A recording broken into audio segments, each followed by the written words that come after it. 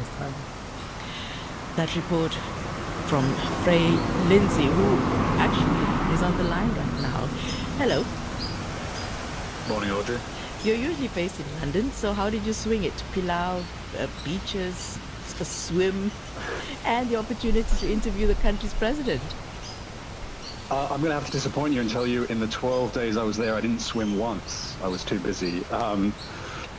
Basically, the reason I went there was I was invited by the National Geographic Society, who have a research vessel that they're operating off the coast of Palau, doing research into the ocean biodiversity for the government in part. And as is the way when you get invited to go see one story, I went to a bunch of different editors and said, would you like something else from Palau, including the weekend editors? And yeah, kind of just racked up a bunch of different stories we wanted to look at, from tourism, the economy, the US-China stuff, as well as the oceans, and that was it. Right.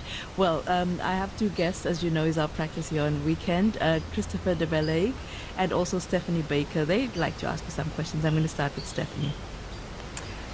Yeah, hi, Frey. I'm just curious, the funding delay from the U.S., I think, feeds into this larger question about the reliability of Washington as an ally, around the world. The Pacific, that part of the Pacific has always been, a strategic area that I know that the U.S. liberated the islands from Japan in World War II. How much damage has it done, the funding delay, and what can be done? What do you think, having spoken to people there, what else can the U.S. do? Is it on climate, or is it additional funding? And is there just still doubts that the money that has been approved is actually going to arrive? Yes, it's a good question. I mean, I was actually there on the day that the US Senate kind of finally approved this budget, and there was a very palpable sense of relief. Everyone referred to it, just people on the street talking about the compacts. People were very happy about this, and it seems a lot of that mistrust and that anxiety was kind of dashed. It's also worth saying the latest round of this compact, the next 20 years, is kind of a step up in money. Palau's getting almost $1 billion. So really, as far as everyday Palauans are concerned, that seems to have kind of settled it. There is anxiety about this Chinese influence, particularly their influence on the tourism sector.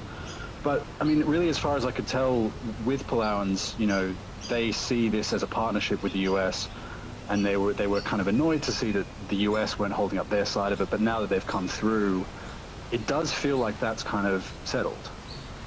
Christopher. Yes, what an interesting assignment you've had. I'm extremely envious of you. I'm quite interested in the sense I got from that report is a country that is basically in the US camp, but at the same time is very happy to play one side against the other in order to extract concessions. But then a kind of third strand, which was reflected in one of your interlocutors, who said, actually, the problem isn't one of money. It's not about our geopolitical position. It's about the climate. It's about environmental catastrophe. And so I was wondering how you felt that all those three elements kind of meshed, and whether there was a conclusion that you could draw on that subject. Yeah, I mean, it's a complicated one, really. There's not a clear answer. Palau is a Pacific island, so I even sort of went there with the assumption that it's climate. Climate is the only game in town. But really, talking to a lot of people, the economy is a really big deal. Since COVID, they've had a really serious cost of living crisis. Food and fuel imports are through the roof, and many people are really just getting by. At the same time, Palau is an interesting Pacific island because it's actually quite high-lying compared to, say, Kiribati or the Solomons, places that are really threatened, like immediately threatened by ocean rise. So you found amongst younger people a lot of climate anxiety. But actually, when you spoke to older people, it's not that they weren't aware of it or weren't concerned, but a lot more of the kind of daily life stuff, like the economy, seemed to play a lot more. Thank you so much, Frey Lindsay in Palau, and our guests, Christopher and Stephanie. We'll be back for the last hour of the program. I'm Audrey Brown. This is the BBC World Service with Johnny Diamond to tell us about world questions. We'll be in Manila to debate the big issues facing Filipinos right now. Relations with China, living conditions, human rights, freedom of the press, and changes to the country's constitution. All up for discussion with a top panel and questions from the audience. World Questions at bbcworldservice.com/world questions or wherever you get your BBC podcasts. You're listening to the BBC World Service. I asked our Washington correspondent Chris Buckler what was in this article. BBC Mundo's Guillermo Moreno joined one of the queues. Let's speak to our China media analyst Kerry Allen from BBC Monitoring. This is the BBC World Service on ABC News Radio.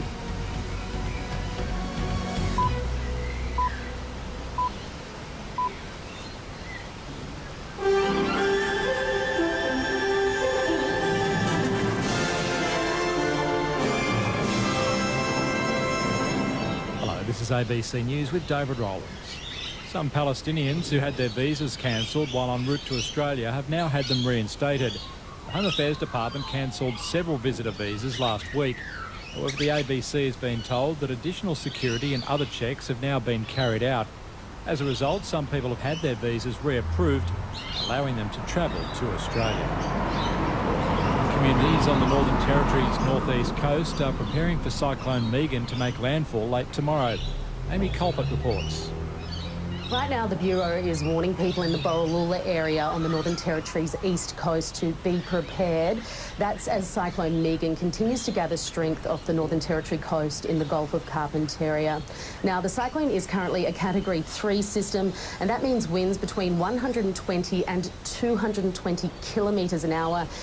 So it is a significant system, and it is now a Category 3, but it is also very slow moving. So that means it's expected to gather strength as it sits over water and it heads towards the Northern Territory coast.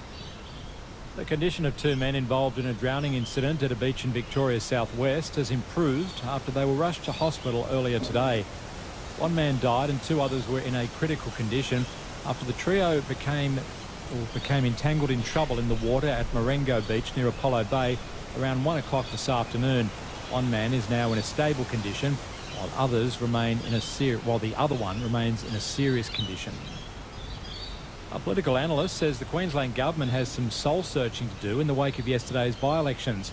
A big swing is likely to see the LNP take Ipswich West. Labor will retain the heartland seat of Inala despite a massive drop in support. Associate Professor Paul Williams says that's a concern ahead of the October state election. The safest seat in Queensland is now could be a marginal or just inside fairly safe. So any way you slice it, from the Brisbane City Council elections right to these by-elections, this is bad news for Labor. Russia and Ukraine are continuing a spate of tit-for-tat drone attacks. Ukraine's armed forces say they downed 14 drones that Russian forces launched against the Black Sea city of Odessa overnight. They say the attack damaged agricultural enterprises and destroyed buildings, but nobody was injured. There follows a wave of Ukrainian drone attacks on Russian oil facilities, as well as on the capital Moscow, as Russian voters continue to go to the polls in an election that's expected to install Vladimir Putin for another 6 years in the presidency. Niger's military rulers have revoked a military accord with the United States, allowing American troops to operate in the country as the regime seeks closer ties with Russia. The BBC's David Bamford has the story. The United States and Niger have had a military accord since 2013, under which American troops stationed in the desert operate drones that target Islamist militant groups active across the West African Sahel. But in July last year, Niger's civilian president was ousted by the military and Washington cut off financial aid. A US delegation arrived in Niger earlier this week, hoping to resume a dialogue. Instead, the regime spokesman, Colonel Amadou Abdourahmane, has gone on national TV accusing the delegation of breaking protocol by turning up without warning and announcing the accord has been revoked. Police are trying to track down witnesses to a suspected hit-and-run in Sydney's eastern suburbs early this morning.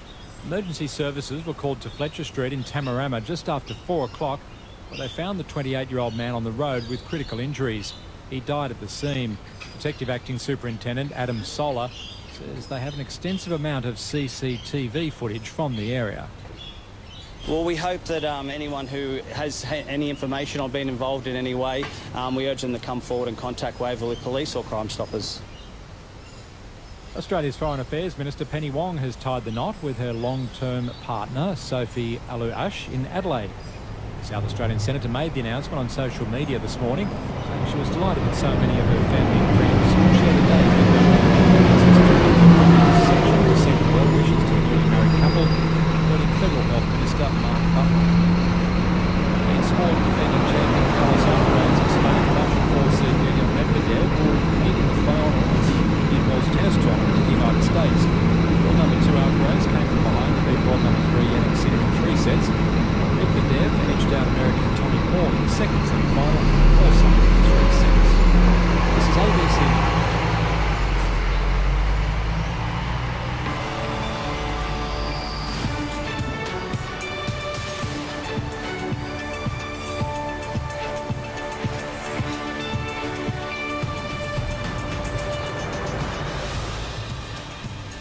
To the capital city weather now for tomorrow, Monday the 18th of March. Brisbane's in for a shower or two with a top of 28. Showers for Sydney, where it'll climb to 26 tomorrow. 24 in Canberra with a shower or two. Hot one for Melbourne, 32 and sunny. Hobart, 28 and mostly sunny. Adelaide, 30 with blue skies overhead. And Perth has an identical forecast to that, 30 and sunny as well there. In Darwin, you're looking at a shower or two and a possible storm with a maximum temperature of 33 degrees. That's tomorrow's capital city weather forecasts on ABC News Radio as we take you back to our broadcast partners at the BBC.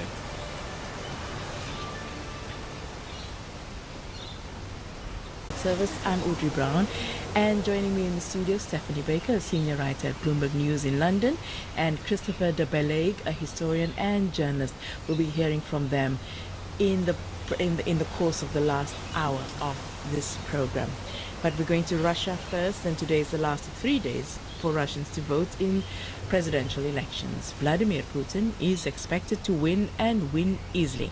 He's been prime minister or president since 1999, but supporters of the late opposition leader Alexei Navalny have urged people to turn out en masse at midday in each Russian time zone and vote for any candidate other than Mr. Putin, or for them to spoil their ballot papers.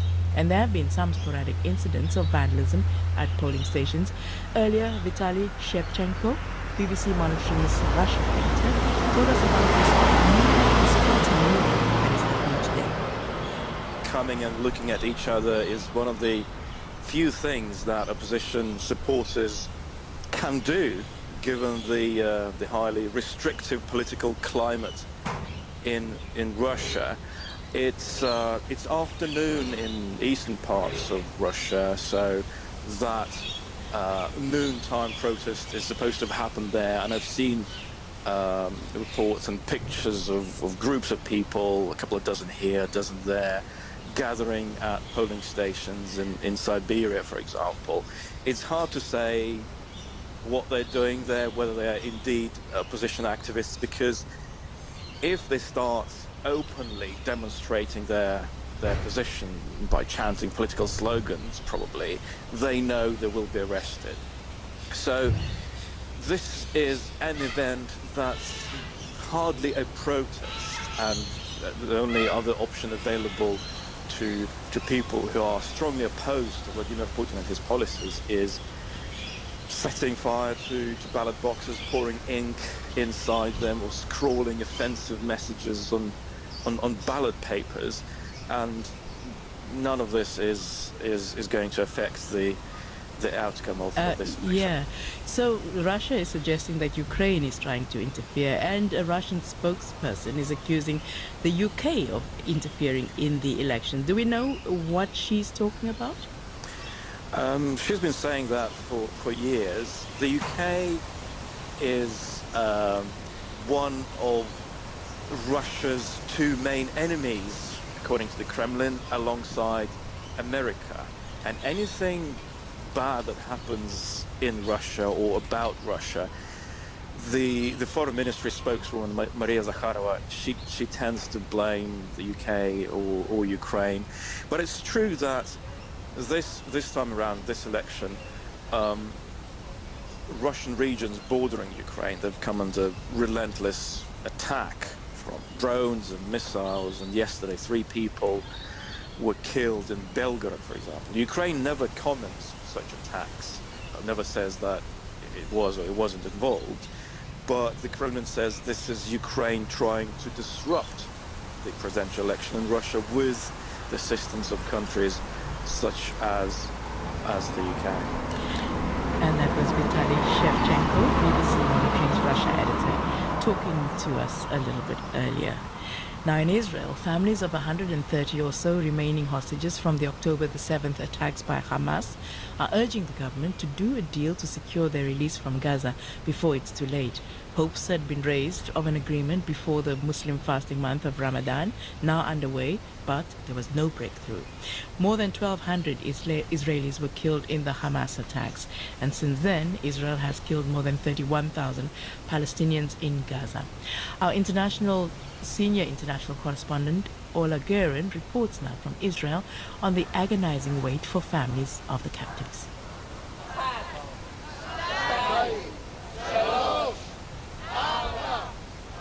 A grim tally in Hebrew. Families of the hostages count the days their loved ones have been gone. They stand outside the Defense Ministry in Tel Aviv, blocking the traffic, reminding Israel of their loss. It's been more than 5 months now. Every day, a torment. Every morning when I wake up, I make a concerted effort and say to myself, now pretend to be human, so that I can get up and try to save Hirsch, my son, and the other remaining 133 hostages. What I want to do is lay in a ball on the floor, weeping, but that won't help them. That's Rachel Goldberg-Polin, now a full-time campaigner. She says the clock stopped for her on the morning of October 7th. As soon as I turned my phone on, 2 consecutive messages came in that had arrived at 8:11 from Hirsch. The first of the messages said, "I love you," and the second one immediately after said, "I'm sorry." Hirsch was caught up in the chaos and terror when Hamas attacked a music festival. He sought refuge in a bomb shelter, but Hamas threw in grenades. There's a glimpse of Hirsch in a Hamas video, his left arm blown off. Do you believe you will get him back? I really do. I really do. Hope is mandatory. Hope is mandatory. And I believe it, and I have to believe it, that he will come back to us. My name is Naama Weinberg. I'm the cousin of Itai Svirsky, kidnapped from Kibbutz Be'eri. Naama, we met you in November, and at that time you were campaigning for the release of your cousin Itai. Tell me what you have learned about what happened to Itai. Itai was executed by the terrorists that guard him. We know he shot him a very short time after there was a nearby airstrike. There's too many people that were taken alive and won't come back alive. And we really want Itai to be the last one. We don't want any other hostage to go through what he went through, and we don't want any other family to go through what we went through.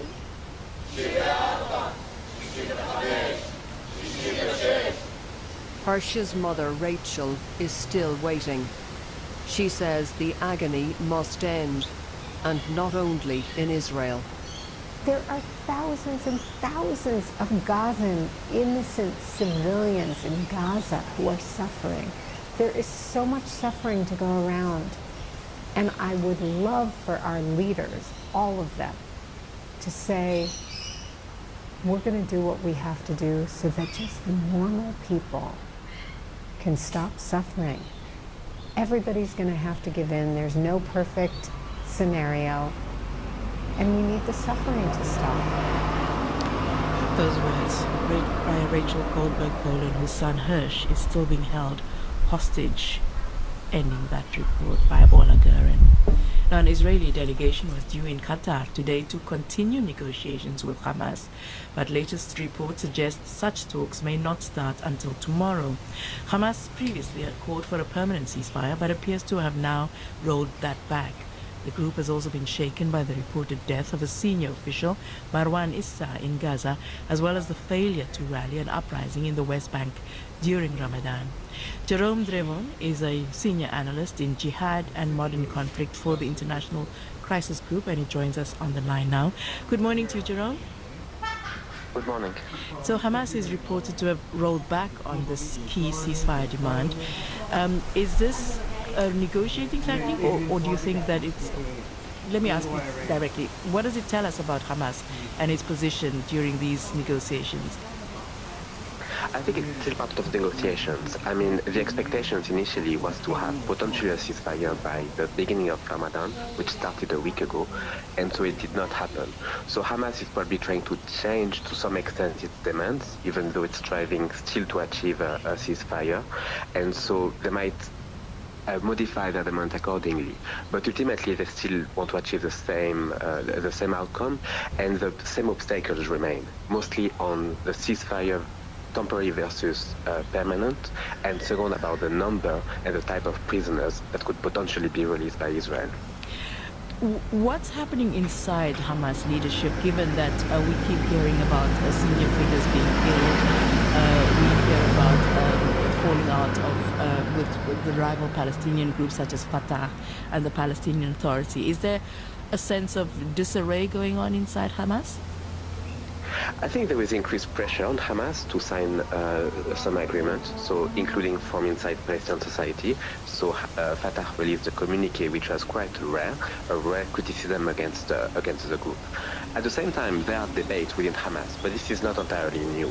They have been debating all sorts of issues for the past decade or 2 decades or so. So the fact that they have differences of opinion within the group is not surprising, and I think we can still see that the group remained unified in terms of the negotiations. The group, though, is under serious pressure, and I mean, there's a huge war going on, which many people actually do say that Hamas precipitated in order to get the reaction that they have, and that they're essentially using Palestinians as fodder in their cause. I think that they did expect a reaction by Israel, but they did not expect a reaction of this scale. So that was a surprise for them, because even the scale of the attack was wasn't expected from their side either. They didn't expect the Israeli military to be that weak. So then everything took a much broader amplitude, and that they failed to control the outcome of. Jerome, I have 2 guests with me. I would like to invite them to ask you a question. Stephanie Baker is here. She's a specialist in Russia. Yeah, hi. I'm just curious how you think the U.S. Response is going to play out. Biden has approached this with a sort of hug Bibi strategy of, try to bring Netanyahu closer, but that has failed, and there's some key differences over obviously the threatened ground assault on Rafah and the issue of a Palestinian state. What do you think is the going to be the reaction, and how can the U.S. influence the Israelis' decision or not decision to go into Rafah? I think that the U.S. has real means to pressure the Israelis not to do so.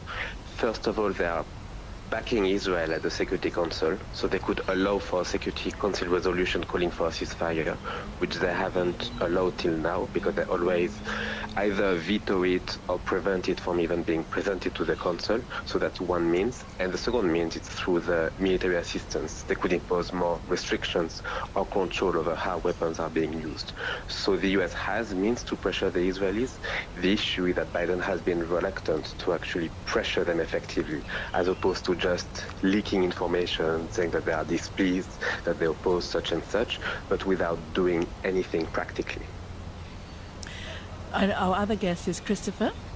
Hello, Christopher here. I would like to know whether your sense is that Hamas's attack and its subsequent conduct of the war has bolstered its reputation and its prestige among the Palestinian people, particularly those in Gaza, or whether it has damaged that prestige. I think we have to differentiate two things: the prestige of Hamas in Gaza and the West Bank. It seems that in Gaza people are divided. Some of them do support the principle of a Hamas operation. Doesn't mean that they support what happened to civilians, but the idea of a violent resistance against the siege. So part of the population support that. But a big part of the population also understand that the consequences were terrible for them, that they have lost everything. So this is also affecting the reputation of Hamas. At the same time, what we are seeing is in the West Bank, according to recent polls, the popularity of Hamas is increasing. And that's mostly because they are in a political vacuum, there is no real leadership. And so part of the population think that if non-violent resistance does not work, maybe violence is the way to go. So this argument has had some popularity in the West Bank. Thank you very much. Jerome Doivon, Senior Analyst in Jihad and Modern Conflict for the International Crisis Group there. This is the BBC World Service.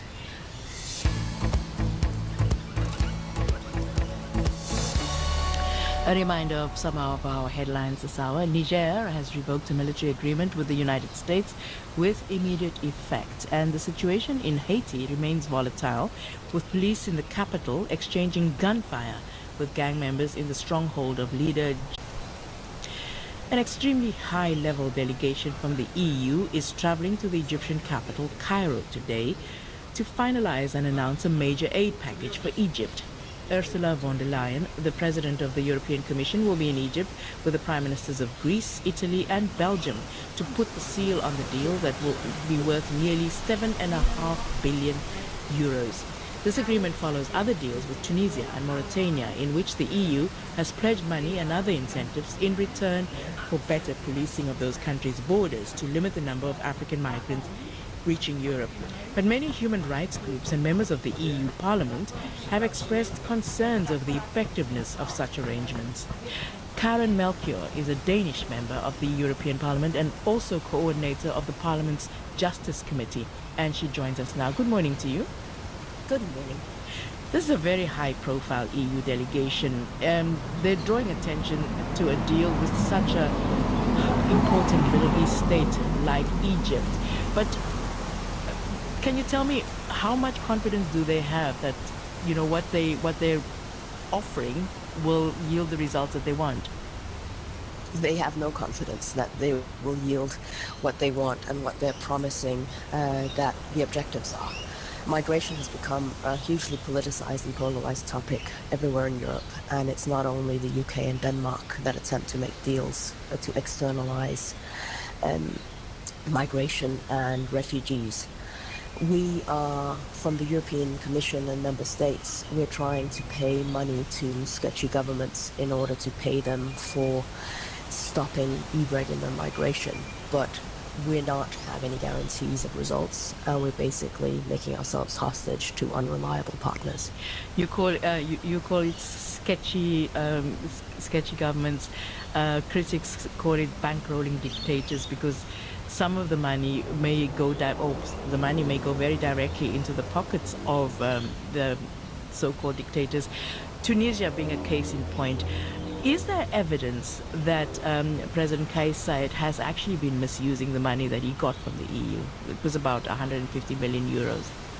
He only got the money in December, but there are no strings tied to to the money. And also, President Said was at the head of a power grab, and we still gave him money for the state budget that he can use as he wants. So Libya was also given money with the same intentions. Sudan, before the civil war, got money in that way as well. Given the fact that so very little seems to change whether or not the EU gives these countries money, why do they persist? Well, the European Commission and the member states, they want to show to the voters in, for example, Italy or Greece or the Netherlands, that they're doing something in order to sort of stop the roll to the right of EU politics. So it's not about actually having an effective policy externally, but it's about internal politics, which is very depressing. I have two guests with me, Christopher de Bellaigue and Stephanie Baker, and I'm going to invite Christopher first to see if he has a question or a comment to make on the story. Yeah, thank you for your comments on this. It's an extremely interesting subject. I wonder, you will remember the deal that was done some years ago between the EU and Turkey during the Syrian war, and I think that was probably one of the first such deals to be made. Money was paid. The Turks promised to keep Syrian refugees within Turkish borders, and by and large that worked. What is the difference between a deal that works and a deal that doesn't work? Well, it is if it works or if it doesn't work, that is the difference. But the problems remain the same. There was no human rights accountability. There was no guarantees against pushback of refugees not being allowed to seek asylum with the deal with Erdogan, and we remained hostages to his whims and wills. And that's the problem with Tunisia, Libya, and Egypt, Mauritania as well. We are allowing ourselves to be dependent on governments and government leaders that are not trustworthy, and we are not actually promoting the rights of refugees or the rights of their populations in those countries for democratic life and society. Yeah, hi, this is Stephanie. I'm just curious, with the aid package to Egypt, are there any strings attached? And if so, why not? What kind of strings could they impose for the aid? Well, we don't know from the European Parliament because we haven't been involved. The EU Commission and the member states are saying this is a sort of Team Europe approach, but they are avoiding any type of accountability from the European Parliament. They could have put strings to the money given regarding involvement of civil society, accountability regarding respect of human rights, on the rights of refugees, external oversight. There are lots of things that could be done, but it doesn't seem like are willing to actually have any strings attached. Karen, I'm wondering why, though, they're not prepared to attach any strings, and why European parliamentary members are not able to enforce some sort of accountability for the money, where it goes, who gets given it, and how it's spent. Because, I mean, this is money of European taxpayers. It is, and it's very frustrating from the European Parliament. The deal with Tunisia was signed, Memorandum of Understanding, in July last year. Just before Christmas, the Commission made an emergency procedure, which therefore excluded parliamentary scrutiny in order to pay budget support to Tunisia. So we don't really have any tools at hand to force the Commission to include us, other than taking them to court, which might have to be the next step. Tell me this: could Egypt, in the position right now that it is in concerning Gaza, does it have a particularly strong card to play? Egypt always has a strong card to play. It's a major actor and a huge country in the region, and it is a country that we need to have a partnership with. And we need to support Egypt in its support for the Palestinians. But this does not mean that we should close our eyes to the democratic situation and the human rights abuses taking place in Egypt. Thank you so much. That was Karen Melchior, a Danish member of the European Parliament, and she's also coordinator of the Parliament's Justice Committee. This is Weekend. I'm Audrey Brown, along with Stephanie Baker and Christopher de Bellaigue. We will be with you for the next half hour, so do stay tuned. We have the news coming up shortly.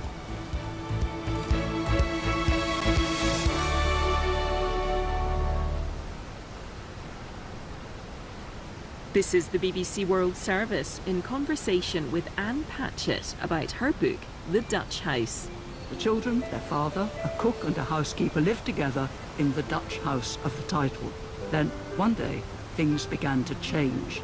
I wonder to what extent traditional fairy tales informed either the setting or the evil stepmother. I don't think I'm gonna read a book with a Hansel and Gretel theme. I get to the end, and then I think, oh, look, they're Hansel and Gretel. Hi, Anne. I loved the cover. One of the things I despise on books, and I say this as somebody who owns a bookstore, publishers believe that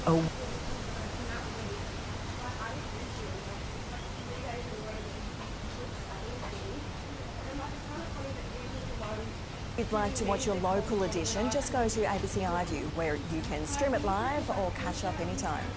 I'm Meredith Sheehan. Thanks for your company.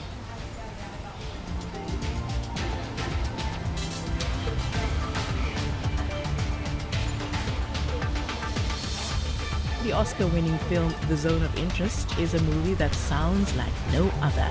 And can we learn to be happy? That's all coming up on Weekend with me, Audrey Brown, and Stephanie Baker, and also Christopher de Bellaigue. It's the news first. BBC News with Emily Thomas. The last day of voting. How to keep the community safe. On immigration detention, the government's worried the High Court will continue to redraw the lines on who it can hold and for how long. While the opposition is risking the ire of young social media users pushing for a potential ban on TikTok.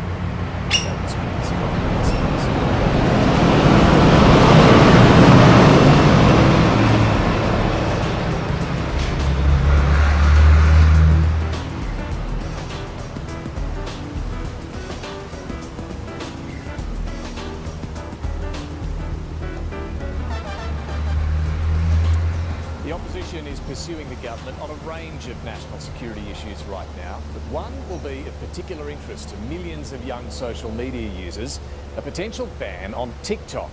The US is debating what to do about this hugely popular platform owned by Chinese company ByteDance. Critics have two main concerns: users' data being hoovered up and the spread of misinformation.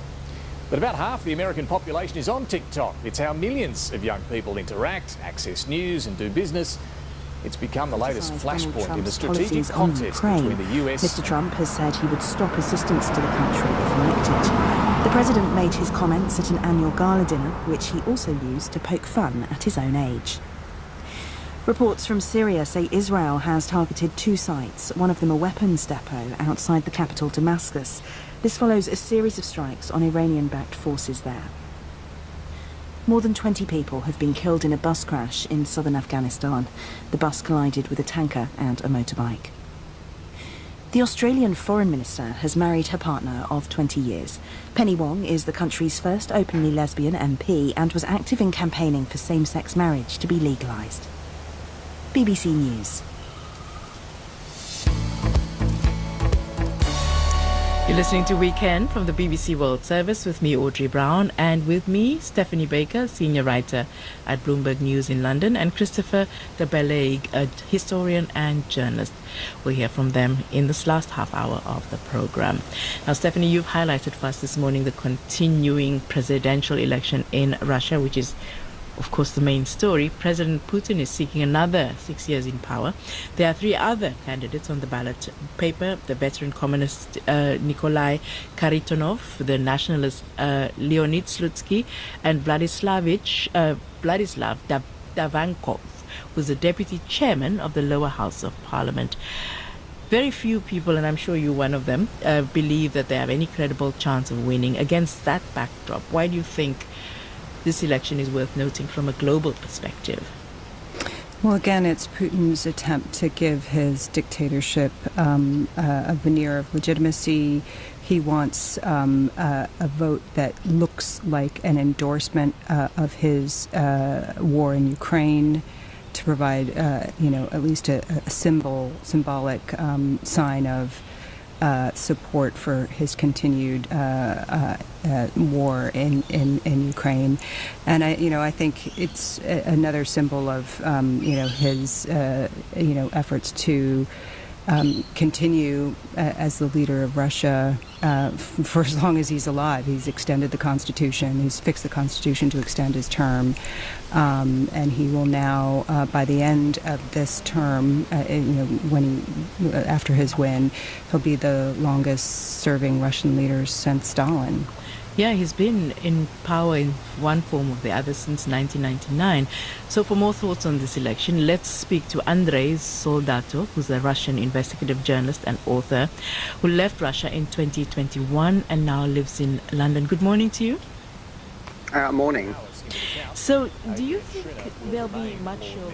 Labor's vote dropped, while the Greens gained a swing of 6%. Meanwhile, in South Australia, the Sunday Mail reports Liberals ask, I guess, About right here in America sharing and selling our data too. This bill gives more power to a handful of other social media companies. This kind of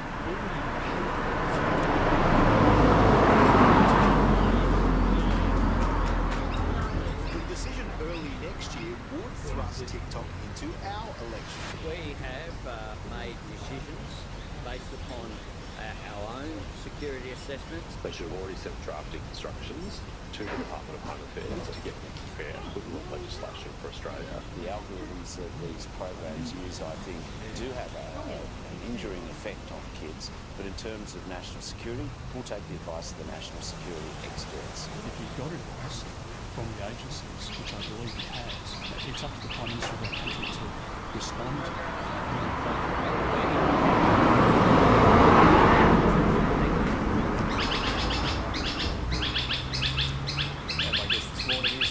Home Affairs Minister James Paterson. First, let's check what's making news.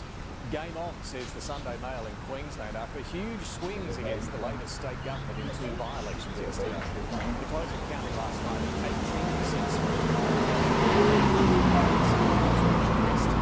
Even bigger swing of 22% was recorded in Inala, although Labor looks set to hold on to that seat. It's a brutal blow to Premier Stephen Miles ahead of October's state election. And the news wasn't much better for Labor in the Brisbane City Council election yesterday either. Anthony Green called it for the LNP 2 hours into the count. Adrian Schrinner will remain Lord Mayor. Labor's vote dropped, while the Greens gained a swing of 6%. Meanwhile, in South Australia, the Sunday Mail reports Liberals are sniping after yesterday's Senate pre-selection battle. Frontbencher Anne Ruston has been pushed down to number 2 spot on the Liberal ticket, while Conservative rival Alex Antic has taken the top spot. And finally, on the High Court, News Corp reports the government is bracing for a decision next month that could see more than 100 foreign criminals released into the community. The case involves 2 people who are apparently refusing to engage with efforts to deport them, while the 9 papers highlight a case involving an Iranian man who's refusing to return to Iran, where he fears persecution because of his sexuality. Now, we'll get to the TikTok debate shortly, but we're going to start with immigration detention because the government is preparing ground for more of these difficult High Court rulings in the months ahead and more opposition attacks when Parliament resumes tomorrow. Labor insists it's doing all it can here, tightly monitoring those who've been released, painstakingly preparing cases to re-detain high-risk offenders and hiring dozens of lawyers to a war game where the High Court could go next. It's also going to step up transparency around how many are being released and how they're being monitored. This is all called getting on the front foot on a difficult political issue. Let's see what the panel makes of it. We're joined this week by Samantha Maiden, Phil Curry and Dan Borchler. Welcome to you all. Let's start on this High Court issue, Sam. The government makes the point it reckons the game has changed, the landscape has changed. The High Court has left us since November in unsettled territory. Mentioned a couple of the cases that it's worried about that are coming up. The High Court basically said you can't indefinitely detain someone. You can't keep someone who has no prospect of being resettled in the foreseeable future. But it is unclear what no prospect of resettlement means, or what the foreseeable future. This will be defined in coming cases, won't it? Yeah, look, I think that the clear danger for the government is that if it is established that all you have to do is not say anything, what has been described in some reportage as the refuse mix, that will just, really open up the gates of hell. People won't answer questions. Everyone will be doing it, right? And this is where I think we do enter into the theatre of the absurd. Look, at the end of the day, I think that there is a common sense to the idea that you can't detain people indefinitely. And sooner or later, once that got to the High Court, it was pretty clear where that was going to go.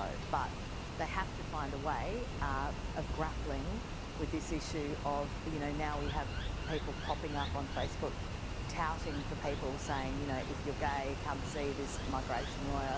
We might be able to get you, your visa sorted. I think that it is, very confusing. Well, it might have some common sense to it, but it's the high court.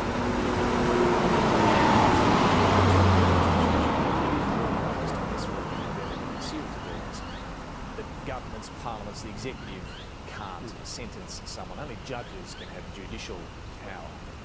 Yeah, that was the basis of the finding last year, but now we're seeing consequences spring from that decision. Other people now challenging their detention on other grounds. But the danger of this, David, it's sort of, for most people, it's fairly impenetrable legalistically. It's not impenetrable once gets let out and there's a problem. No, I mean, in terms of following the reasoning and whatever else, most people just see this sort of chaos. And the government of the day tends to wear that chaos, and that was why they did this briefing on Friday and sort of try to warn us that this might happen again next month based on these two pending cases, one of which is an Iranian guy refusing to go home. The thing is that the Iranians refusing to go home has always been the thing. The Iranian government doesn't take Iranians who left the country seeking asylum elsewhere. If you remember Julie Bishop, when she was foreign minister, went to Tehran trying to beg them to take them back when there was a problem for that government.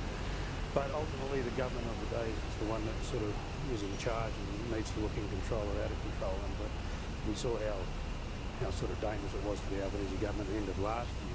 When it wasn't their fault. The High Court made the decision, but they sort of were the consequences. Well, then they scrambled to put in place these preventative detention laws. I don't think it was very accurate. Well, no, and so basically they're taking their time before bringing the first case forward to apply to have someone locked up under these laws. Apparently 35,000 documents for one case are required to go through their entire life history. It seems extraordinary. But they're worried that, of course, the High Court could knock out these preventative detention laws if they get it wrong. Get something wrong, that's right. And that has to be their state courts, or Supreme Court decision, particularly when they breaches of state law, where they breach their visa conditions, whatever. So it's not a quick process. No, well, anyway, you can expect the opposition to pursue that further this week. We'll hear more from James Patterson about that in a moment. And of course, you can't legislate around this either. Well, this is it. Yeah, exactly. It's you have to go to a referendum if you want to change the constitution here, and and this is the argument. It's interesting to see, what James Patterson has to say. This is the argument around this idea that the government in the past allegedly would occasionally release people rather than have a test case that went all the way. And there has been... And that happened a number of times under the former government, right? To stop the High Court ruling, let someone go so that you avoid that possibility. But because once you have the precedent in case, all hell breaks loose, as we've now seen. And so that's the big question, and it'd be really interesting, to see the government really pushed on this issue, and to see, Andrew Giles sort of ask this question: is it the case that he just found it too unpalatable to release this individual? Yeah, child sex offender. Exactly, right. And so what do you do? I mean, I guess it's a bit of hindsight now. We can have that argument as whether it would have made a difference, but you can see the conundrum there. Yeah, when I was saying that it's common sense about indefinite detention in relation to people that have not been convicted of a crime, like in relation to the detention issue, I still think that sooner or later this was going to find its way to the High Court. Yeah, because there aren't many parts of the world where you can indefinitely detain someone without committing a grave charge, without a charge. TikTok. Dan, let's get into this. This is a fascinating. It brings in strategic issues, free speech issues, and other. But perhaps we should explain to those, and I'll put my hand up here. I'm not a big TikTok user. This may probably be pretty popular on the platform. I don't know. Tell us about TikTok and how it sort of evolved from the dancing videos, as I understand it, to now being a business platform, a news platform. What is TikTok? Well, it's short form videos in short, and people talking about things that are important to them and finding this incredible market. I mean, in the US alone, I think 170 million people in the country. It's quite extraordinary, and we heard this week when the House of Representatives passed that the law saying basically TikTok has to be divested from ByteDance, the Chinese-owned company, not saying that they'll be banned, but they need to be owned by someone else, otherwise there will be bans that follow from that. But I think what's been so popular is that the lack of filter, and that it is a way of people connecting directly with an audience that is hungry for this type of content. Of course, that's like social media generally. It's that direct interaction. I guess, is this more fun? Well, I think the algorithms are much stronger. So when you're on there, it understands the things that you like and then keeps giving you that. So then that's why it's become so addictive. People are spending such extraordinary amounts of time on the platform. The other side of that, of course, is that when it is a primary news source for so many people, there are no rules around what is said. We understand that some of those algorithms actually make it put content that is anti-China or critical further down the list or anything there. So there are all these kind of issues, let alone the security risks. Always watching Andrew Tate, it serves up more and more Andrew Tate. There's huge amounts of misinformation. And once I remember the actual words they used a few years ago was it was basically a garden variety data harvester, so they weren't that worried about it. They were concerned about things probably using TikTok. But now since then we've seen government banning use of government employees aren't allowed to use it on their work devices and phones, and you see this ban, as Dan was mentioning, in the US, and we're clearly under some pressure from our allies on this. And the Prime Minister he got asked about it again yesterday. You get a sense of deep reluctance to go there for those reasons. More the hell out of a lot of people. Just to illustrate that point, in the US, the politics of this is fascinating, right? So the vote in the House of Representatives the other day was overwhelming. And you don't see agreement like this very often in the US political climate. 52 to 60. Amazing. And it was led by the likes of Republican Congressman Mike Gallagher.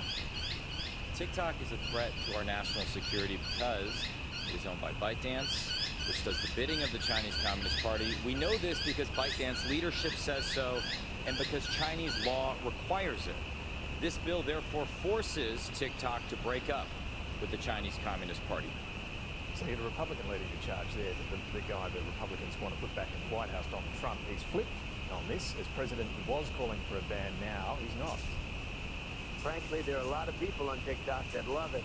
There are a lot of young kids on TikTok who will go crazy without it. There are a lot of users. There's a lot of good, and there's a lot of bad with TikTok. But the thing I don't like is that to be an enemy of the people, along with a lot of the media. Along with a lot of the media. Well, if he likes TikTok, I think he's spamming it. He does not like Mark Zuckerberg, I think. No one likes him. But he's also got an eye on those hundreds of millions of young TikTok users. But it's such a fantastic vehicle for misinformation. And so, for that reason, Donald Trump. And this is one of the things about the lack of regulation, isn't it, is that we can all be on TikTok and we would have no visibility of what anyone else is seeing because it feeds off how it understands what we are and our psychological makeup. So you're going to see more stuff about perhaps blended tofu and kale. I'm never going to live this down now. There'll be a TikTok video of you talking about tofu. Moan that we hear that seems to come from somewhere underneath the earth and almost acts as a commentary, a doom-laden commentary to actually what we're seeing. It's built on the fictional depictions of real-life characters. Are those portrayals credible? For me, watching it, I found it very credible. I mean, there's Christopher's already said, here we have an ordinary family essentially trying to do their best for their kids' future, like anybody would. The trouble is, of course, the way they're going about it has the most enormous flaw. And again, that is one of the really horrific things about watching the film. I'd second everything that you said, Frida. I'd also add that it's a really, I think it tells us a lot about attitudes towards the Holocaust from an artistic perspective. The Holocaust has been dealt with from so many different approaches, so many different perspectives. Here we have a film that doesn't actually contain any major Jewish characters, and yet is very much about the Holocaust. The Holocaust, you would think, is a subject so large that you can hardly make it bigger. The plan is not to ban TikTok. The plan is to make TikTok safe by removing the influence of the Chinese Communist Party. And the threat of the ban is just the enforcement mechanism to make sure that TikTok complies with the law. The end that I hope for is that Australians can continue to use TikTok, but just without the risk that their data is abused and without the risk that the Chinese Communist Party can put its thumb on the algorithm to pump disinformation into our democracy. But do you really think China's going to say, oh, okay, yeah, no, we'll sell it because America's told us to? Well, it's a really interesting question for ByteDance. If they're acting like a rational commercial company, they should embrace this opportunity. Some independent assessments have said that TikTok is worth up to $160 billion US. And if the choice is accept a payday of $160 billion or stand by and allow your app to be banned and lose that value, then that would be a very irrational choice. But it would be quite an illustrative choice, because I suspect ByteDance would operate as it is, an extension of the Chinese government, not as a commercial entity, and that would be revealing. Just in terms of the Australian context here, you heard what the Prime Minister said there about the advice they're getting, the security advice. He said Peter Dutton's been saying he believes the government has advice from intelligence agencies about TikTok and needs to respond to that in the appropriate way. Can you tell us what advice is Peter Dutton pointing to there? Well, David, I've been extensively briefed by our intelligence community on the danger of TikTok, which it obviously wouldn't be appropriate for me to go into detail with, but let's just point to some things that are in the open source arena. But should Peter Dutton be pointing to that? Well, let me take you to that, David. Number one, TikTok was exposed for using their app to spy on journalists to identify their sources, and they lied about it. Number two, independent researchers have found on sensitive topics to the Chinese government, like Xinjiang, there is far more pro-Chinese government propaganda on the platform than any other comparable platform. And on issues sensitive and divisive in the West, like Israel and Gaza, there's far more pro-Hamas content than any other platform. And when this was pointed out, how did TikTok respond? They shut down the research tool that allowed these independent researchers to make those points and to identify that. So TikTok is a bad faith actor. It is a risk to our democracy, it's a risk to our national security, and the government should take action here to protect Australians from this very serious threat. But are intelligence agencies here telling the government to do something that it's refusing to do?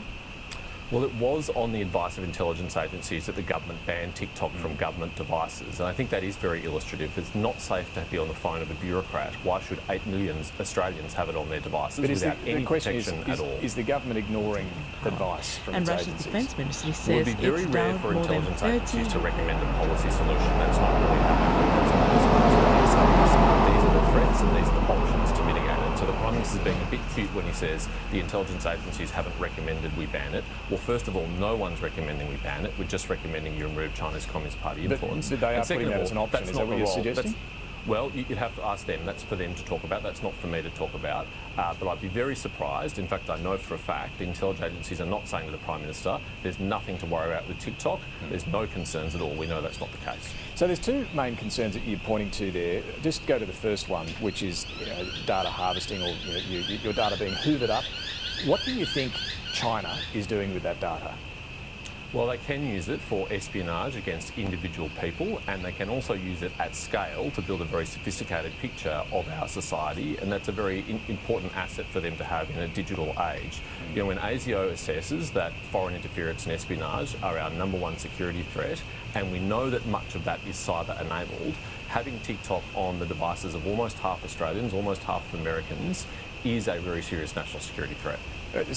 TikTok says for Australian users, the data is held in Singapore, Malaysia, the United States, not in China. Correct, and they've also acknowledged, including to me in a Senate hearing, that regardless of whether that data is stored, it can be accessed and is accessed by their engineers in China who work for ByteDance. And why that's important, David, is that those people are subject to the 2017 National Intelligence Law of China, and Article 7 of that law requires that all Chinese citizens and companies assist the work of Chinese intelligence agencies and keep that cooperation secret. So they could be handing over that data to the Chinese Intelligence Committee without even ByteDance or TikTok knowing, and certainly without any Australians knowing. And then your other concern is about the spread of misinformation. That can happen on any platform though, can't it? Do you need something wider than just targeting TikTok if that's the concern? It absolutely does happen on all platforms, and this is quite an important point, David. Facebook regularly publicly assesses that there are attempted Chinese foreign interference attempts on their platform. They disclose that, they block it and they remove it. TikTok has never once found, in its own view, a Chinese foreign interference attempt on their platform. Now that's pretty curious, David. If the Chinese government is using Western headquartered social media platforms for disinformation, why would they not use the platform located in their own jurisdiction who they can directly control? And the other big question a lot of people ask in this debate is, if you did get to a ban, how do you ban TikTok? You can't go around taking it off everyone's phone. So what would a ban actually involve? We're looking at that right now, David. We're seeking advice on that, but actually there's lots of legislative options available here, and one of the precedents in our country is the Huawei decision. It is possible to ban high-risk vendors from our country. We do have extensive legislative options. I hope that the Minister for Home Affairs is looking at this right now. In fact, she has a bipartisan report from the Senate Select Committee on Foreign Interference with Social Media, which made 17 recommendations, one of which was, if the United States successfully removes TikTok from ByteDance, Australia should seek to do the same. But so really the clock is ticking. Back to the, pardon the pun, back to the question on practically how you ban it. I mean, Huawei, that's hardware, you can ban the sale of physical phones, but with an app, you can't take it off people's phones. You might be able to stop them updating the latest version of the app down the track, but they can keep what they've got, can't they? No, there's actually extensive legislative options here, David. The Telecommunications Act and the Critical Infrastructure Act, that is the least of my concerns. The biggest concern I have is the will to act here. I'm worried that the Albanese government is going to be weak on this, as they have been on so many other national security issues. And what about WeChat? You've previously said this poses almost exactly the same espionage and data security risk that TikTok does. I mean, would you want that banned? Where do you draw the line? Is it whack-a-mole after a while with these things? Well, David, I'm not advocating a ban to TikTok and I'm not advocating a ban to WeChat. What I'm advocating is removing the Chinese Communist Party control over all of these apps. And among the 17 recommendations, among the 17 recommendations that the Senate Select Committee on Foreign Interference through Social Media made was that we need to impose tough transparency obligations on these platforms. One of those is that they need to be transparent about the relationship they have with foreign governments and about the direction that they receive from foreign governments to interfere with content on the platform. They need to be transparent about what happens to the data and who can access it. Now, those recommendations are there for the government to implement at any time. They can pick those recommendations up. I really hope they do so. Just before we leave TikTok, I've got to ask you this. If it is as dangerous and a national security risk as you mentioned, why does the Liberal Party have an official account on TikTok? I mean, we can see here some of your colleagues posting TikTok videos over the years. The latest post from the Liberal Party's account was on Friday, so they're pretty regular posts. Should the Liberal Party be on TikTok? David, all Australian political parties and politicians are active on the platform. I think that's okay as long as they follow the government's national security advice about mitigating those risks. For example, it should not be on the same device they have their work or personal information on. It should be on a standalone device. Don't they need to set an example here, though? If it's a national security risk, why are they on it? Well, David, that's actually not going to help Australians. There's 8.5 million Australians on this app. The only thing that can help Australians to protect them from that is not personal abstinence. It's actually the government taking action to protect them, and they can do that by passing laws. It's available to them right now, and they should do so. So the party will keep using it until it's no longer allowed to? Yeah, well, they don't need to ban it. They don't need to ban it for anyone, including the Liberal Party. It can be safe to use, but only once that relationship between ByteDance, the Chinese Communist Party, and the app is severed. But you don't get on there? No, I'm not personally a TikTok user. Okay, I didn't think so. Let's move on. The Chinese Foreign Minister Wang Yi is going to be in Canberra this coming week. Do you reckon this issue should be raised with him? Actually, David, this is not a high priority issue to raise with the Chinese government. They are not going to fix this problem for us, only we can fix it for themselves. And the Foreign Minister and the Prime Minister have a long list of issues to raise with them, in particular and most importantly, the death sentence facing the Australian citizen Yang Hengjun, the action that was taken against against Australian divers, Navy divers on HMAS Tumba, where they were harmed by Chinese sonar. Those are the high priority issues to be raised. And I want to ask you about the immigration detention issue. The government, as we were talking about earlier, is trying to, it says, stay ahead of the curve here, further cases coming before the High Court, continuing to draw boundaries around who it can hold in immigration detention for how long. What do you think the government should be doing in preparation for some of these cases? Well, Friday's briefing to the media was a desperate attempt to lower expectations further about the government's ability to respond to this, and with good reason. They've shown shocking incompetence every step of the way. The first thing they should do, David, is make an application to the court under the preventive detention regime that the Parliament passed 4 months ago to take just one of the 7 murderers, just one of the 37 sex offenders, just one of the other people convicted of violent crimes off the streets to protect the community. Because right now those people are out there in the community and they are reoffending against the community. 18 of them have breached state or federal law and face charges. 10 of them have breached their visa conditions, but unfortunately every one of those 10 is going to walk free because Andrew Giles completely stuffed up issuing their visas. Well, you're talking there about taking a case to preventatively detain one of those who's already been released. It wants to be sure, the government says, that it's got a watertight case. That's why it's taking some time. If it failed at the first hurdle and the High Court ruled the preventative detention regime's no good, where would that leave them? Sure, David, but it was only this week that the government announced that they put some extra lawyers on the case. Why didn't they do that 4 months ago? Okay. And if the government says that this bar is too high, that it's too difficult to apply, well, we've sat as a parliament for 2 weeks already. We're about to sit for another 2 weeks. Introduce amendments to lower the bar to make it easier to apply. I'm very confident that we would assist with swift passage so that these laws can actually be used. But wouldn't lowering the bar to make it easier to lock people up create a greater risk? The High Court says that's no good, that's unconstitutional. Well, David, we have a risk right now, which is that offenders, foreign offenders, are in the community re-offending against Australians. There are people who are now victims who should never have been victims because these people should not have been released into the community, and once they were, they should have been taken off the streets. So, back to the original question though, the further cases that are coming, the concern that could make it harder to hold even more immigration detention.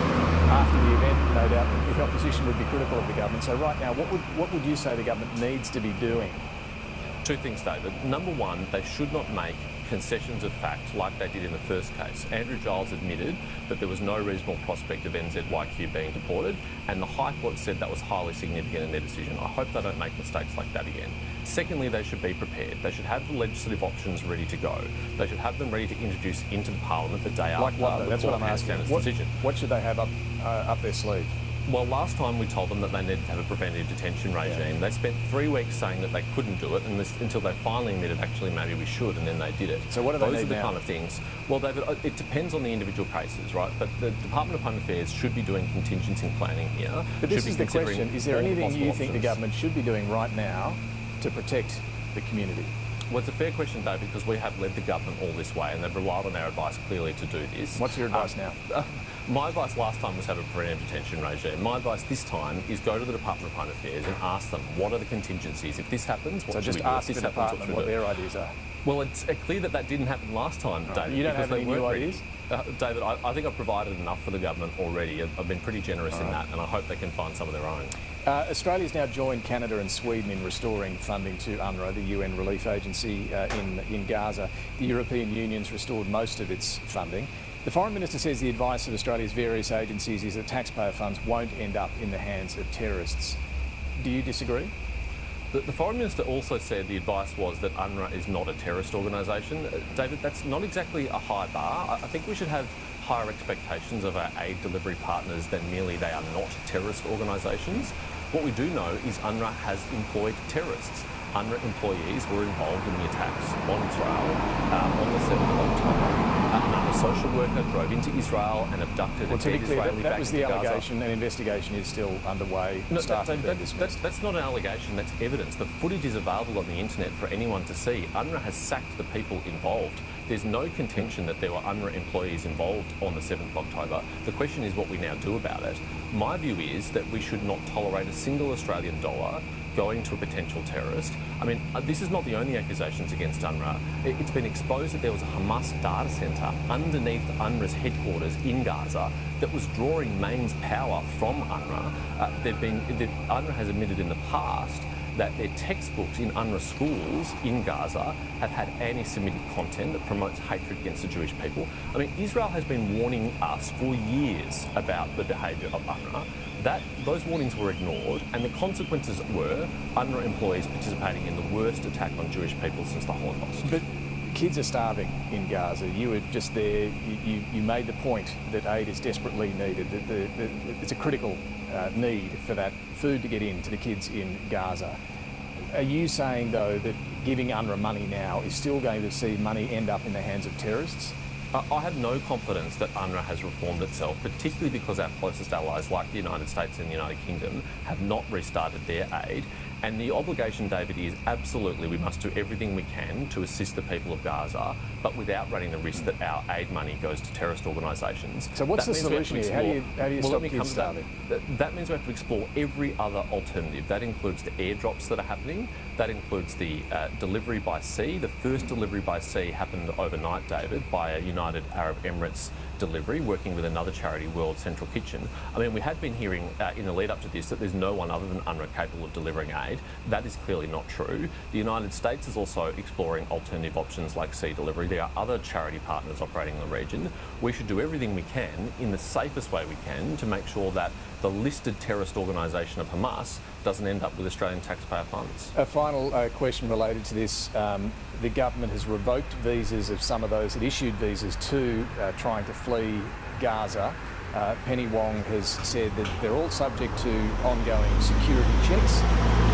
What does this tell you about adequate security checks? Do you accept they are happening? Well, maybe they're now happening, David, but several months ago we raised these questions and the government attacked us and said we were smearing them and politicising national security. It turns out we were right to ask these questions. They were granting visas to people that their own security advice now says they shouldn't, and no wonder, because they were rushing them through so quickly. I mean, some of these visas were approved in 24 hours. The ABC has reported there was a visa granted in a single hour. It is just not possible security checks on people coming from a war zone run by a terrorist organisation in that short amount of time, and it's hardly surprising that we've now had to cancel visas that were issued while these people were in the air. But frankly, the government should apologise because they assured us all the necessary checks were done, they were thorough, and there was nothing to be concerned about. Well, clearly that was not true. Senator James Paterson, thanks so much for joining us this morning. Thank you. Coming up, big changes on the way to aged care funding, more user pays. We're going to get into that. First, let's continue this conversation. Back to our panel, Samantha Maiden, Phil Curry and Dan Borscher. Look, just on the UNRWA funding decision, the US is yet to restore its funding, but a few others have. Now Australia, Sam, has made this decision too. Clearly, it's very concerned about what's happening on the ground in Gaza. Do you think, or can you explain why now, why it's made the decision to put the money back in now? Well, the way that Penny Wong described it is she said, I don't know what I don't know, but I do know that people in Gaza are starving. That's basically been her starting point. And, you know, like, I think the government is concerned about the infiltration of this organisation by people with links to Hamas. And I think that James Paterson is correct, those videos do exist, and there have been people that the Israeli government have named that were involved. There have been people that were fired, and obviously Australia has gone ahead out in front of the US, but they're concerned that there's no other way to distribute aid in Gaza. Of course, these things, Phil, are discussed with Washington. My understanding is that, yes, there have been conversations about it. While the US hasn't gone there yet, they're comfortable with Australia and Canada and so on. Domestic political pressure too on the Saudi government's been significant, you know, from the left. So to reverse that decision, just I think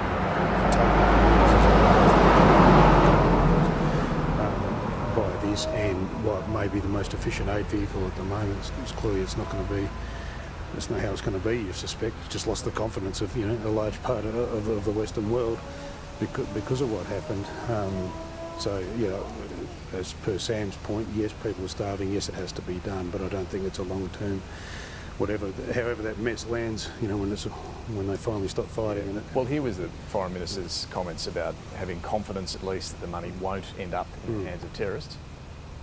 The best available current advice from agencies and the Australian government lawyers is that UNRWA is not a terrorist organisation, and that existing and additional safeguards sufficiently protect Australian taxpayer funding.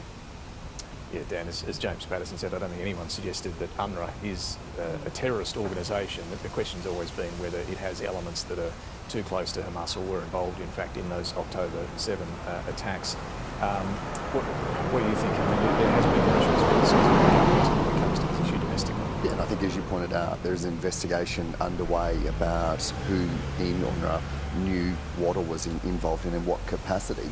I think that there has been substantial political pressure here in Australia and around the world. The question that we're still not talking about, though, is that in spite of whether it's UNRWA or someone else, how are we going to be getting aid when there are millions of people crammed into these tiny areas? And the references there were, of course, to the sea routes, but that's not the most effective or efficient way. It's by land. So that's actually the conversation we have to have, is how do we get the right support to those people who are caught up in this, who are the collateral in this. And then you've got this issue around the people fleeing Gaza who were given visas by Australia, then had them revoked at the University of Massachusetts Amherst. You're all very welcome. Thank you for coming.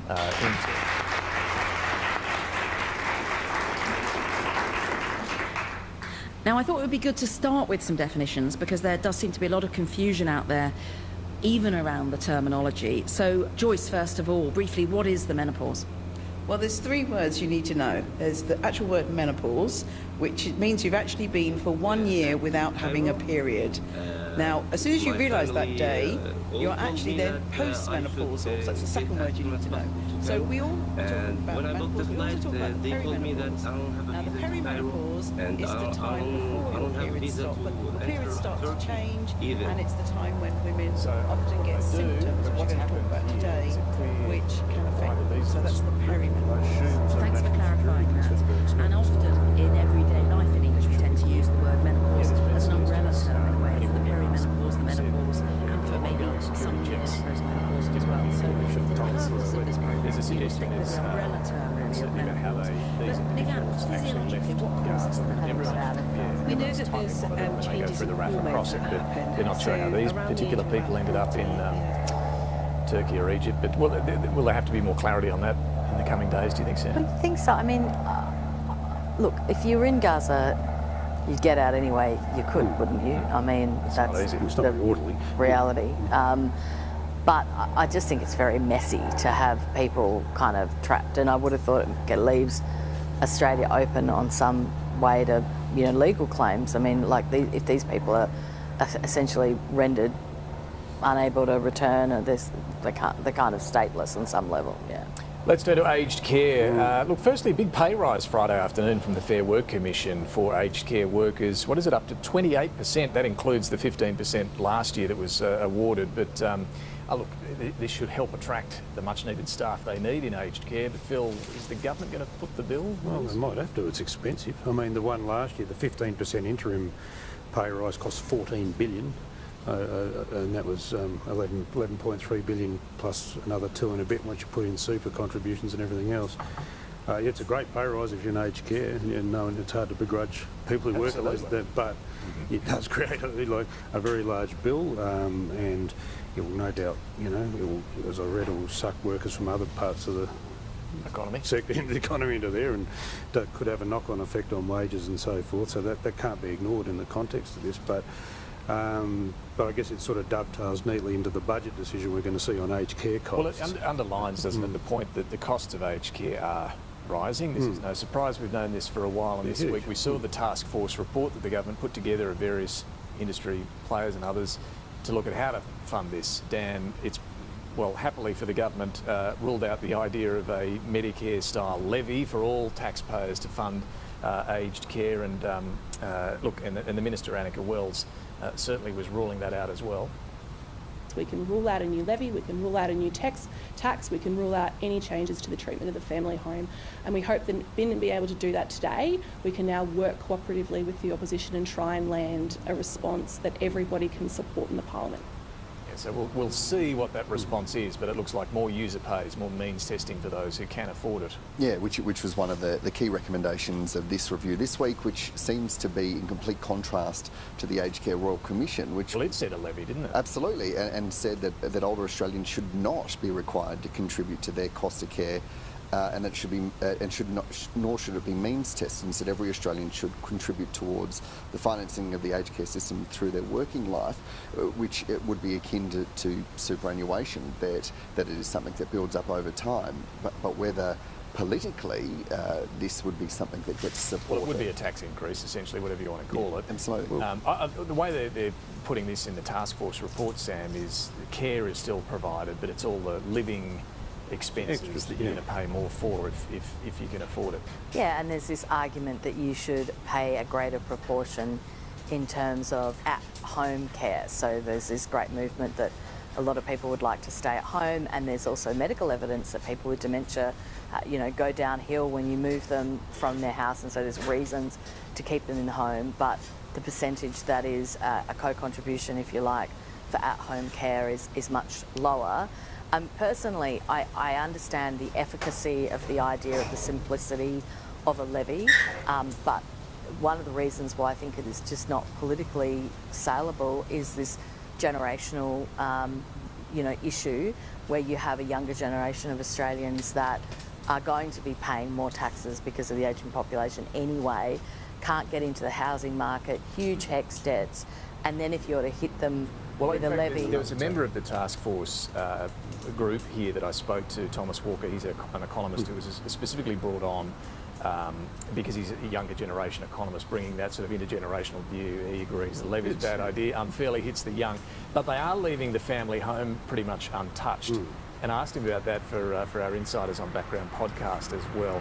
Why did multi-million dollar homes subject to a restricted assets test? Here he was. Was that something, though, that the minister said, this is a no-go area, we're not touching the family home, it's too politically tricky?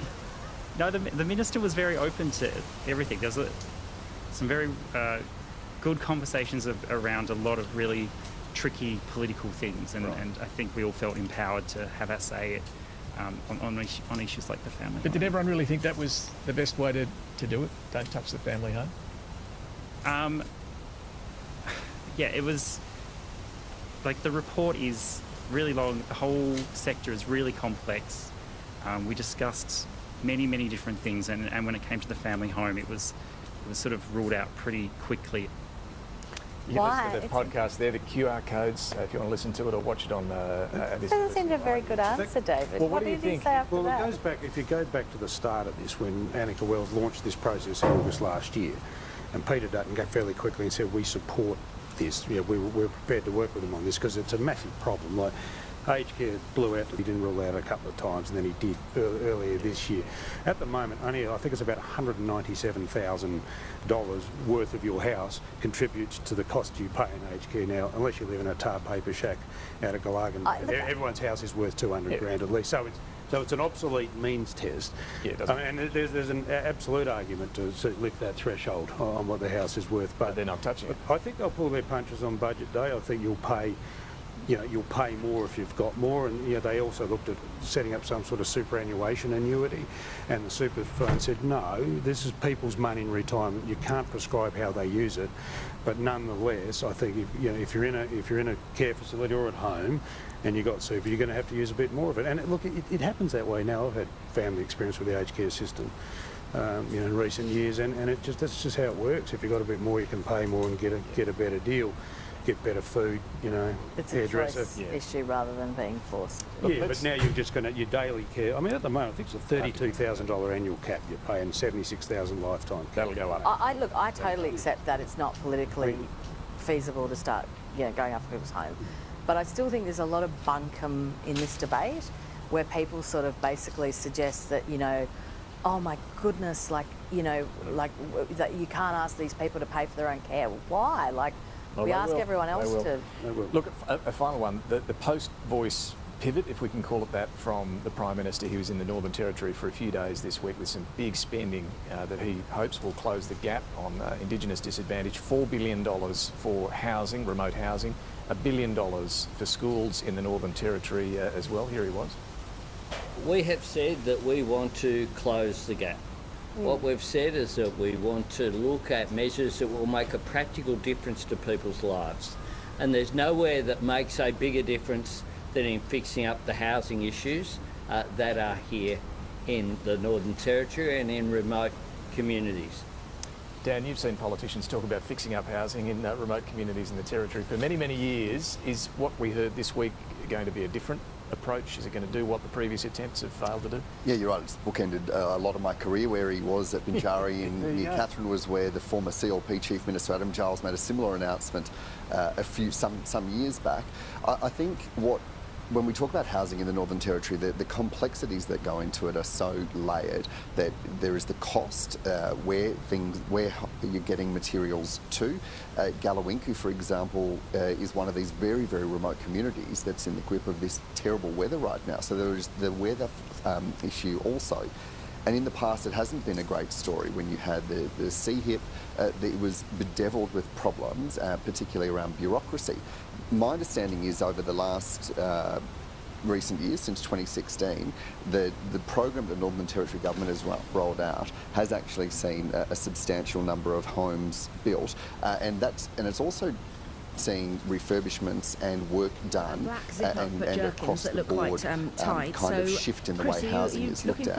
Now this, what we saw this week was a really an extension and collaboration I've only in of like, that. what, 20 minutes, I and think that it's just already over feels 2.2 a really unique billion sort from of the federal Just on the experience. collaboration, because we heard around the Voice debate a clear desire from the government to work with Indigenous communities on how programs are delivered and funding is rolled out.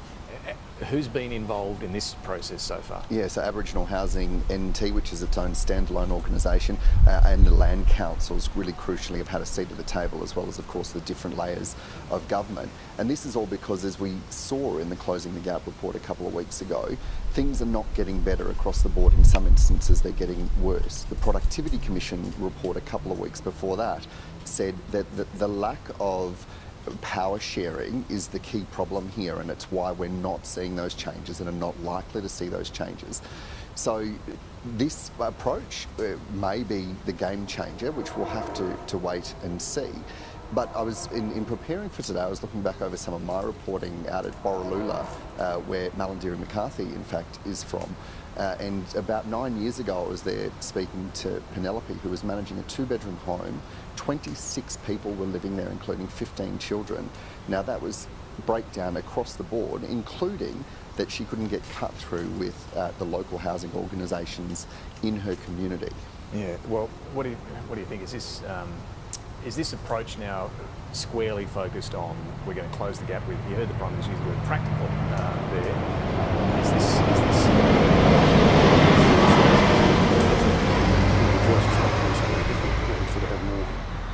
engender more sort of specific advice, but this is sort of back to sort of just funding again, isn't it? So hopefully it works. I hope we don't return to, as Marshall Langdon said, the annual misery fest of the Closing the Gap statement, where we just, make incremental at best progress. But how poorly we're doing. I think it's interesting too how much dough the PM spent in the NT last week. It wasn't just the $4 billion. He threw $800 million plus at a critical minerals mine, 10% of which is owned by Gina Reinhardt. So a couple of interesting seats to watch. Yeah, well, must be tied up there. And also the Northern Territory election in August, where, and these are small electorates that we're talking about, like 5,000 enrolled voters for some.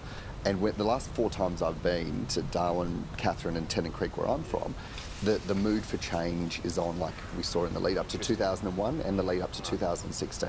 Our panel, Dan Borsch, Phil Curry and Samantha Maiden, will be back very shortly with some final observations. Time now for Mike Bowers, Talking Pictures.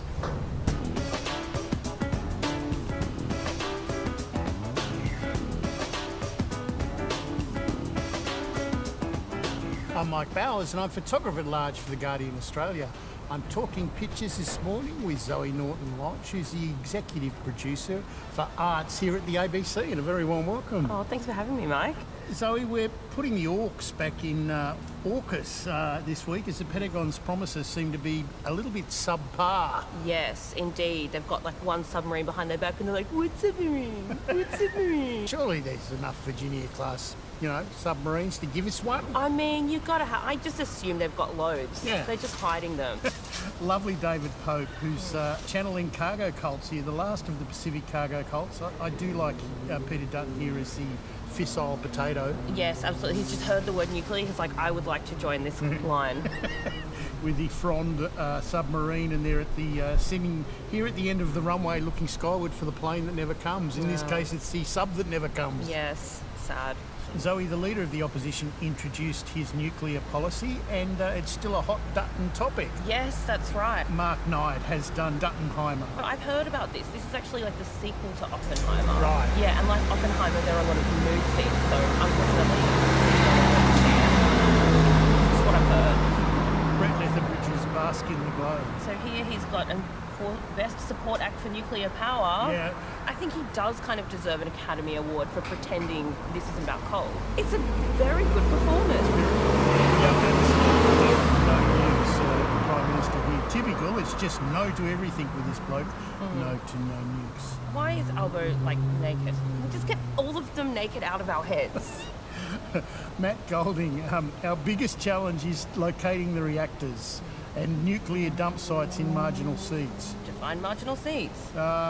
Anywhere where we put a reactor or nuclear dump site. That's the thing, isn't it? If they rebranded the nuclear reactor as like a tanning salon, they could like put it in Bondi. Right, that's good. Yeah, that's good. I think so. You could be a politician. Oh, I'd be so bad at it. Glenn Lelevre, he seems to have ditched the internal combustion engine here and replaced it with a twin reactor. Yes, I know, and like they're really trying to help him, but I love how like calm and focused and happy Dutton looks here after his failed launch.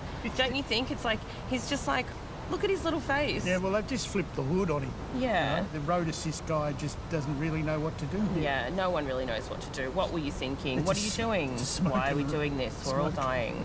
John Kudelka has hit on the fact that it's really not about nuclear reactors, I think he's trying to say to us here. Yeah, a little bit of a hint there. Yeah. Well, how the hell's that going to work? And they flip the top, they put down the ramp, and it's beep, beep, beep with the truck and dumping the coal in. I really like how he's drawn the small modular reactor like a bin, which is where I think the idea should probably go.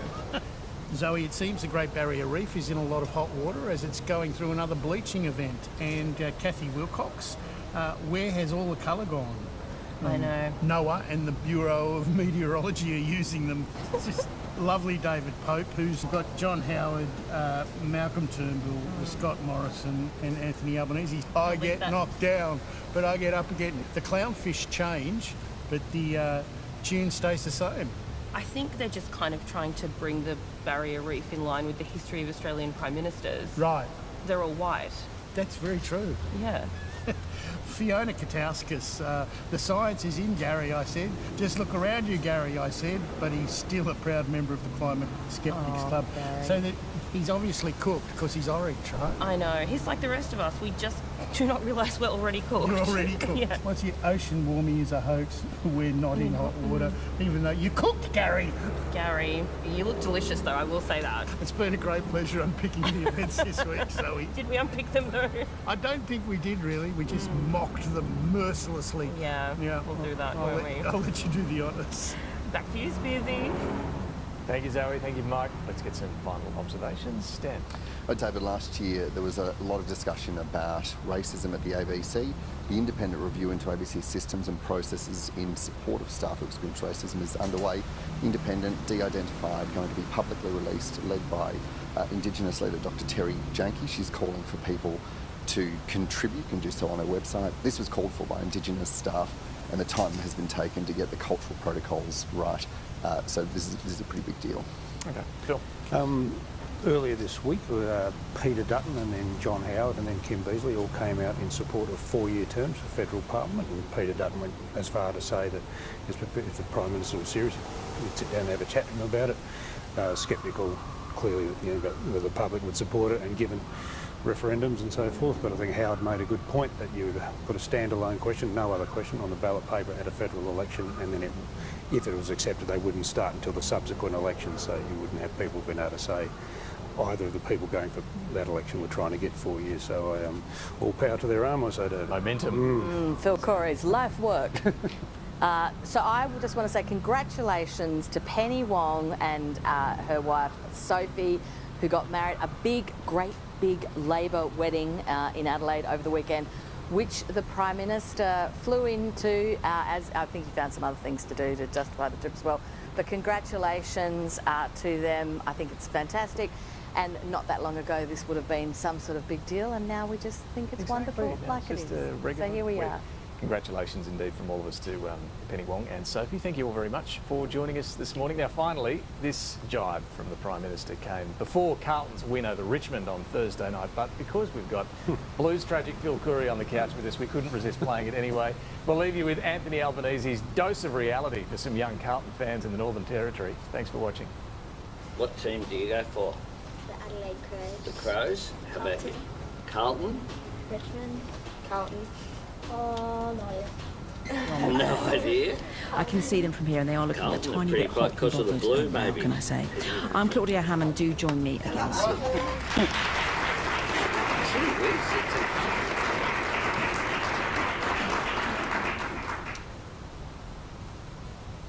This is the BBC World Service, meeting the young scuba divers of colour who are searching for sunken slave ships. We invite you to join us on a special mission, searching for the slave shipwreck Guerrero. Diving with a Purpose, or DWP, is a non-profit which focuses on the protection, documentation, and interpretation of African slave trade shipwrecks. The Guerrero was a pirate ship being chased by a British warship, and they wrecked in Biscayne National Park in 1827. There were 561 captive Africans on it. 41 of them died the night of that grounding. It's a piece of history that has been incomplete for a very long time. Hopefully the work that we do will get us one step closer to our end goal, which is finding the Guerrero and finishing up that story. Diving with a Purpose at bbcworldservice.com/documentaries or wherever you get your BBC podcasts. Hello, I'm Claudia Hammond, and I'm with an audience in Belfast at the Northern Ireland Science Festival.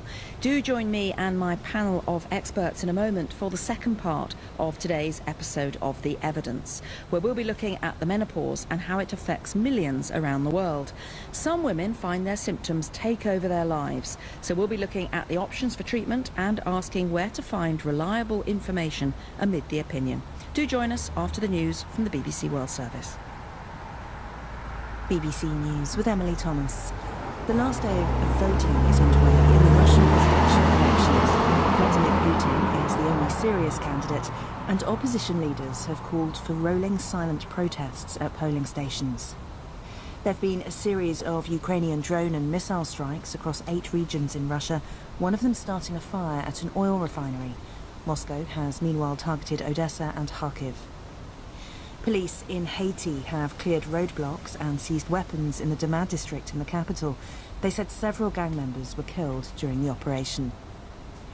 Southwestern Iceland is under a state of emergency after the 4th volcanic eruption in as many months. The village of Grindavik has been evacuated only a month after residents were allowed to return. Israel has continued its bombardment of Gaza. Hamas officials say more than 60 people have been killed overnight. Talks about a possible truce resume later in the day. President Biden has criticised Donald Trump's policies on Ukraine. Mr. Trump has said he would stop assistance to the country if elected. The president made his comments at an annual gala dinner, which he also used to poke fun at his own age. Reports from Syria say Israel has targeted 2 sites, one of them a weapons depot outside the capital Damascus. This follows a series of strikes on Iranian-backed forces there. More than 20 people have been killed in a bus crash in southern Afghanistan. The bus collided with a tanker and a motorbike. Police say they're investigating allegations that Muslim students were attacked after praying at a university campus in western India. The victims were from Turkmenistan and Sri Lanka.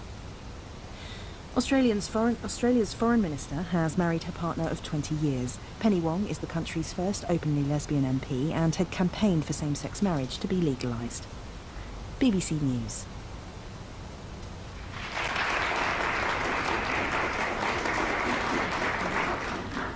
Hello, I'm Claudia Hammond. Welcome back to The Evidence from the BBC and to the Northern Ireland Science Festival, where I'm with a live audience at the Metropolitan Arts Centre in Belfast. Now, we're taking a global look at the menopause, a club which females join in their 40s or 50s maybe, sometimes earlier, wherever they live in the world. Whales. Now, we've been ocean giants, ancient mariners, commanding our oceans for perhaps 50 million years. Wow! In that moment, when you look in their eye, you can see the intelligence. Utterly, utterly jaw-dropping. Whale with Steve Backshall, Tuesday at 9, or stream the full series on ABC iView. This season, get your footy fix live and ad-free with the ABC Listen app. He strikes it, he likes it. AFL, NRL, men's and women's. Game, set, bingo. Whatever footy you're after, we've got you covered. Straight through the middle. Every try, goal, mark and tackle. Going in to score. Called by ABC Sports expert commentary team. That is an amazing goal. AFL and NRL, live and ad-free. Bang! This season on the ABC Listen app.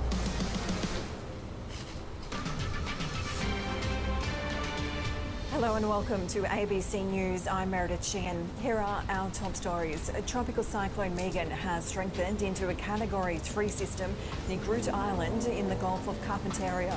The system is moving south and is expected to cross over the Northern Territory-Queensland border tomorrow. A Category 3 system can generate wind gusts of up to 200 kilometres an hour. A 22-year-old woman is dead and a 30-year-old man has been charged with murder after a stabbing in Perth's north. Police attended the scene in the suburb of Balga to find the 22-year-old seriously injured. The 30-year-old man has been apprehended by and was arrested on a nearby street shortly after. The woman later died in hospital. The Queensland Government has suffered heavy swings to the Liberal National Party in two state by-elections. The LNP has won the seat of Ipswich West with an 18% swing, while Labor has retained former Premier Anastasia Palaszczuk's seat of Inala.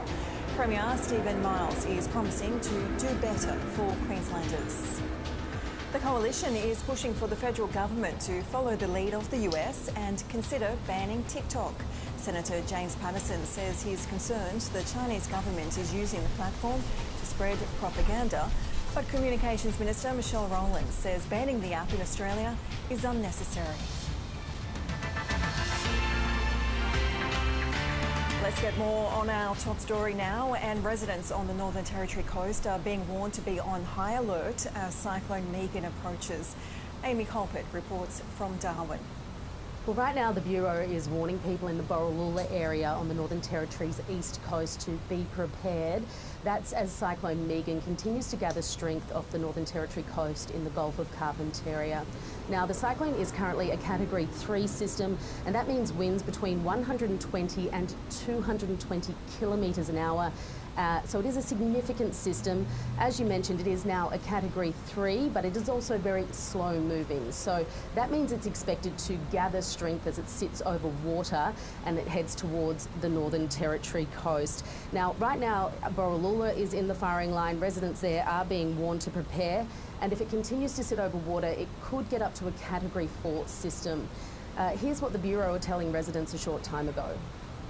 The cyclone warning area extends from Aliangoola on Groote Eylandt around to Queensland, and this includes Numbulwar, Nathan River, Borroloola, Robinson River, King Ash Bay, Wollongorang and Macarthur River Mine. It does not include Nooka and Mornington Island. We're currently observing damaging wind gusts on the Pellew Islands in the southwest Gulf of Carpentaria, and these impacts will extend within the warning area that I just mentioned in the next 24 hours. Destructive winds of up to 125 kilometres per hour can be expected around to the Northern Territory Queensland border this afternoon or overnight. Now, that is where the system is heading. As for where it's been, the damage has mainly so far been isolated to Groot Island. The system passed just below, just to the south of the island overnight. It did bring huge rainfall and really strong winds. We saw 430 millimetres in a single day yesterday on Groot Island. That resulted in lots of trees blown over and also some significant damage to major roads there, including the main road between the biggest community and the airport. Now, speaking to people on the ground in Groot Island, there are some concerns. Communications are difficult, and obviously with the roads cut off, there are worries about supplies getting through. The good news is there has been no reports of injuries so far. Now, that's where it's been. As for where it's heading, well, Borroloola, look, they have been through cyclones before. They're very well prepared, or they should be, but authorities are warning people, get your water organised, get your food organised, prepare for where you're going to shelter, because this is going to be a very significant cyclone if it continues on its current path. And here's what emergency services are telling residents in that area now. We need you to prepare your property and secure your loose items now.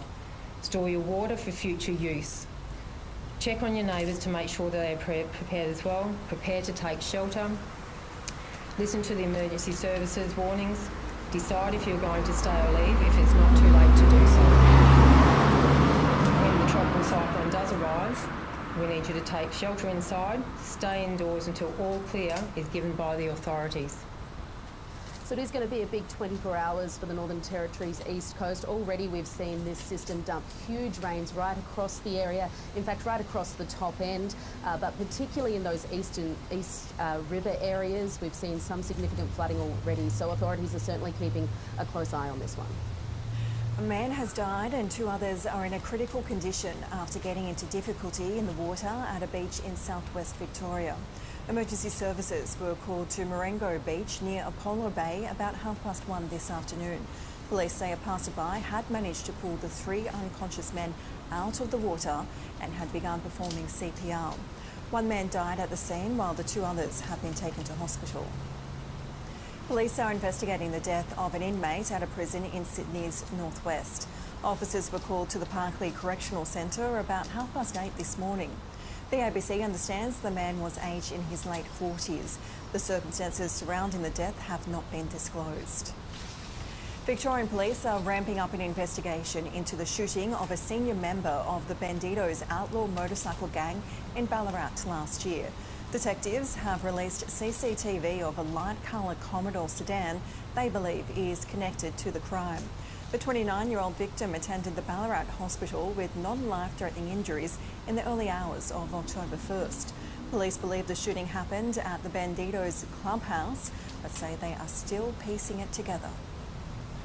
Detectives are looking at whether the shooting occurred as a result of an internal dispute within the Bandidos motorcycle gang, or whether this involves an external dispute with another outlaw motorcycle gang. Russia has recruited hundreds of men from Nepal and India to fight in its war against Ukraine. The young men say they were promised a Russian passport and big payments. Now they're trapped, wounded or dead. South Asia correspondent Meghna Bali reports from Nepal. Don't tell your dreams to everybody. Your dreams will attract you enemies. These TikToks may look like a movie, but the reality is far from it. Do what he wants to do in your life. The young Nepali men taking part in combat drills are in a Russian training camp.